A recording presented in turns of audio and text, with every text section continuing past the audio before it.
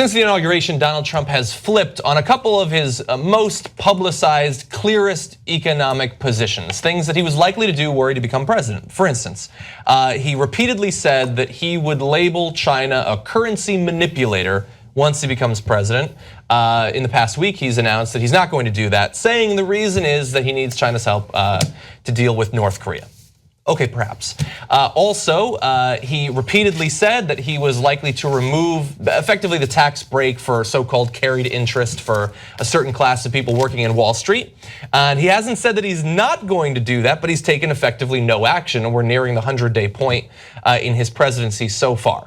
So why is it that on these issues he seems to be diverging so far from campaign Donald Trump? Well, it might be that he's surrounded himself with the sorts of billionaires that'll push you in the direction of maintaining policies that they currently benefit from.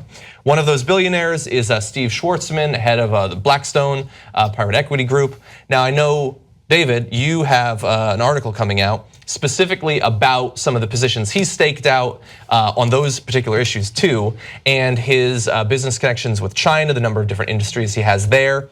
So what do you think about him potentially serving as more and more of an unofficial advisor to Donald Trump on these sorts of policies? Is it likely that Donald Trump will exercise any autonomy when it comes to these issues? Where else might his influence be seen? Well, first of all, it's not unofficial, it's official. Steve Schwarzman is— well, he's not an actual government employee. That's right. Which is consequential when it comes to ethics rules. Yes, so basically Steve Schwarzman was appointed to run the White House, a White House council, an official White House council that advises Trump on economic policies. Trump says he speaks frequently with Steve Schwarzman, who is the billionaire CEO of Blackstone, the world's largest private equity firm. By being a chairman of a White House panel, but also saying I'm not a full-time White House employee, the Trump administration is interpreting this to mean that Steve Schwarzman, the CEO of Blackstone, is not subject to conflict of interest laws, is not subject to rules that would force him to divest from his company. And so he is effectively advising Trump and sculpting White House policy on various policies that Blackstone is currently investing in. You mentioned a couple. I mean, you mentioned the currency manipulation. Blackstone in its own SEC filings says that it has an interest in those policies. Carried interest, I mean, carried interest is a tax benefit for private equity executives like Steve Schwarzman. Blackstone is also— to the tune of millions of dollars per year, yeah. theoretically. There was a report that said that Steve Schwarzman, if they closed that loophole and forced him to pay the income tax rates that regular people pay, you have to pay about $8 million more a year in income taxes, which for him is not that much. But it gets even more intense, which is that Trump moved, for instance, to repeal the so-called fiduciary rule, the rule that would say that financial advisors have to keep their clients' best interests, prioritize their clients' best interests.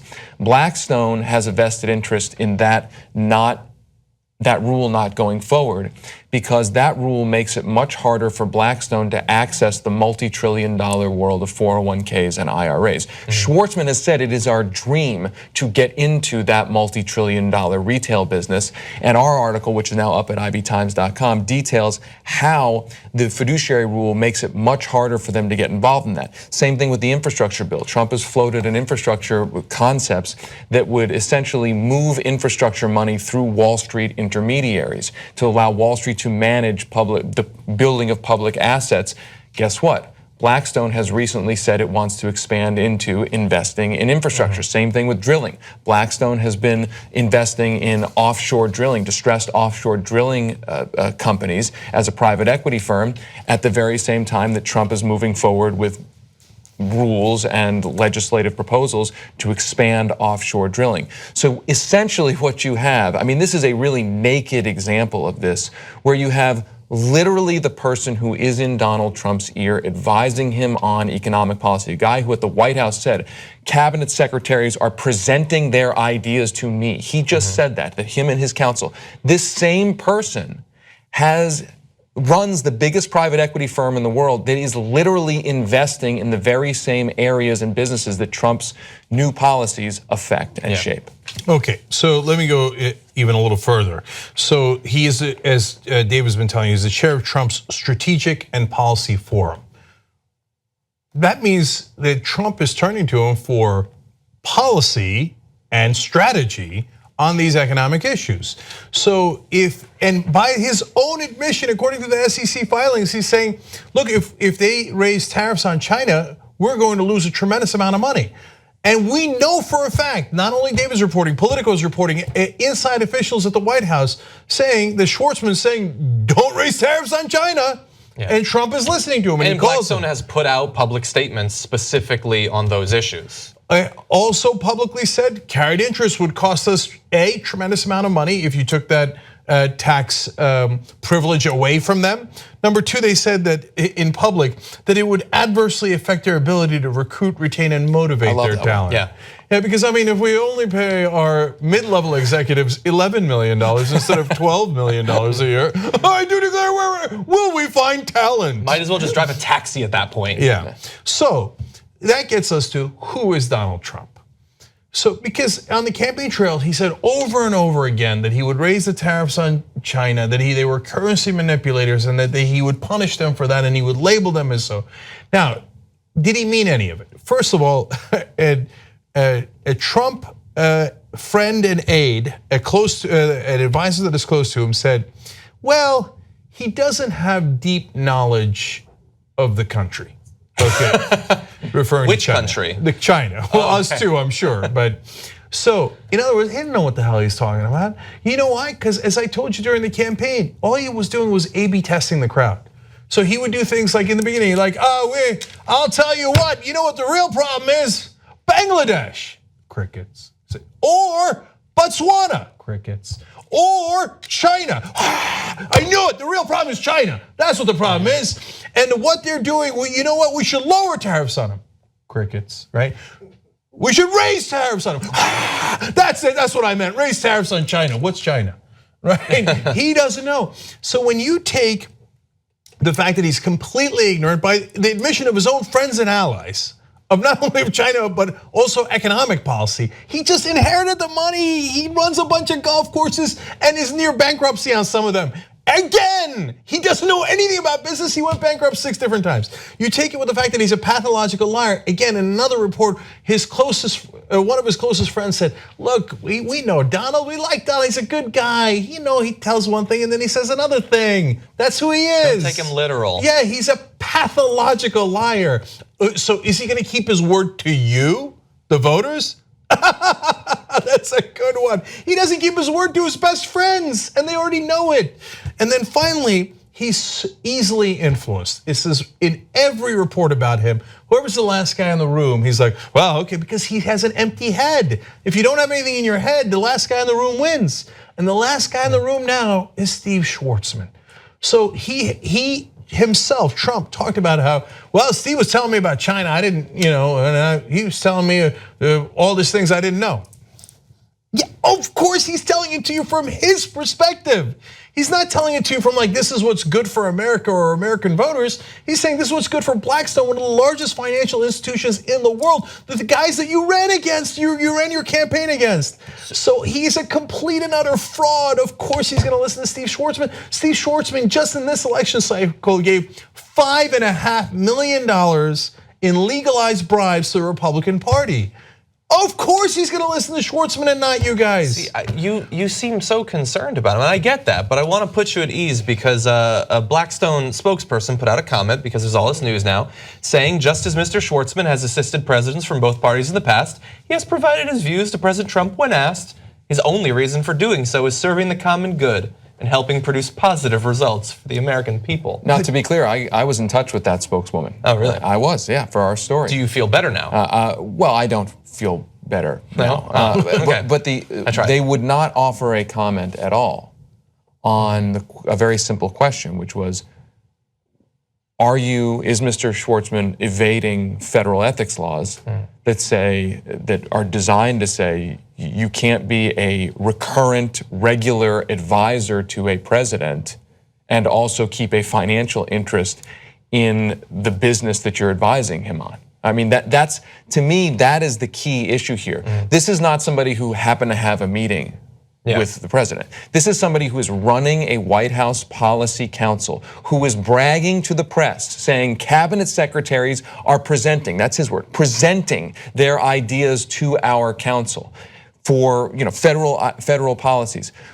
This is a person who is vetting federal policy and running the largest private equity firm in the world. Yeah. And this is, by the way, our article only goes over what we know. I mean, imagine there are day-to-day regulatory decisions that are being made that will affect Steve Schwarzman's business all the time. I mean, the SEC a couple of years ago fined his company for charging and not disclosing fees to investors. Essentially, the SEC said you're reducing the value of your own investors' assets to enrich yourself. That was a regulatory, it's an example of a regulatory kind of situation that happens on a day-to-day basis.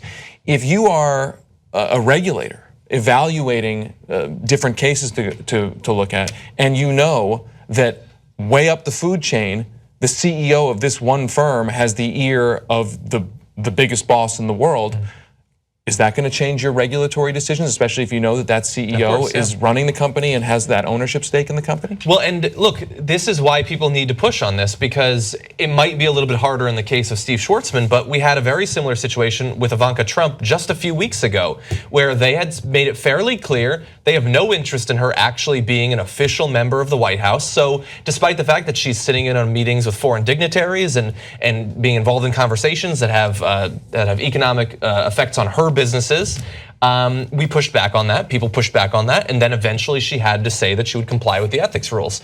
It's possible that could happen with Steve Schwarzman as well, and incredibly consequential. I mean, with Ivanka Trump, we're talking about possibly her business being affected. They're large sums of money and all that. But with Steve Schwarzman, we're talking about some of the core economic policies of Donald Trump, perhaps being modified specifically because of his interests. He has to comply with those ethics rules. I mean, I keep going back to the fiduciary rule just for one more second on that, because that, to me, that is such an obvious situation, right?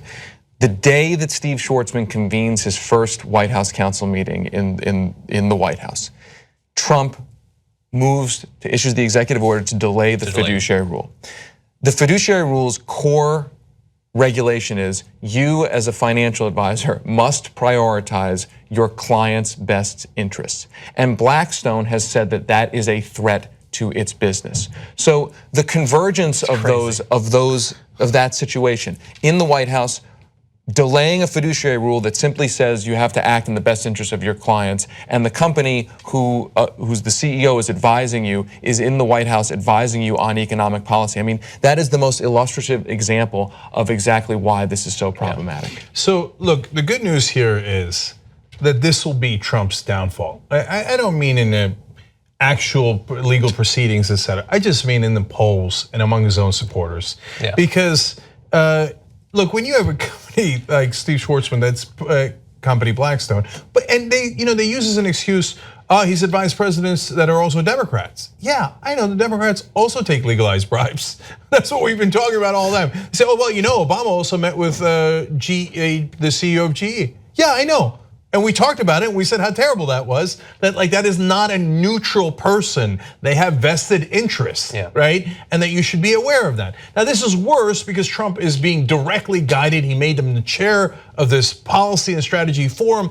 By the way, he's also his neighbor down in West Palm Beach. And right after he met with the Chinese president at Mar-a-Lago, Trump did, Steve Schwarzman came in right afterwards and was like, okay, now here's what you do with the Chinese. Okay, that's also in the Politico story. I mean, they're wedded like this. So, and they also explain that Trump respects wealthy people like himself more than anyone else, okay? The reason he respects them is because, to be fair to Steve Schwarzman, he actually earned it. I mean, it's kind of a funny thing to say when you say publicly, it would hurt our business tremendously if we had to actually care about the best interest of our clients. Which is, what you're doing. He earned it to the extent that any investment banker earns anything. That's right. And it's not like Trump, where Trump just got handed hundreds of millions of dollars and has been bungling it his whole life. So that's why he respects them. He's like, wow, they actually made money, unlike me, right? But if you do that and all you do is listen to these guys and then you direct all of your policy that way, guess who's gonna be super pissed? Not in the beginning, right? Because they're like, oh, dear leader Trump, et cetera. But eventually, man, even your own voters are gonna be like, oh, he rebuilt the swamp. Turns out he was just a regular old politician like the rest of them. And what did he do? He brought in all the Goldman Sachs guy, he brought in this guy. And at the end of the day, they're still robbing us and fleecing us. And so, Hear me now, quote me later. He's going into the 20s in the approval rating, okay? Because of stuff like this.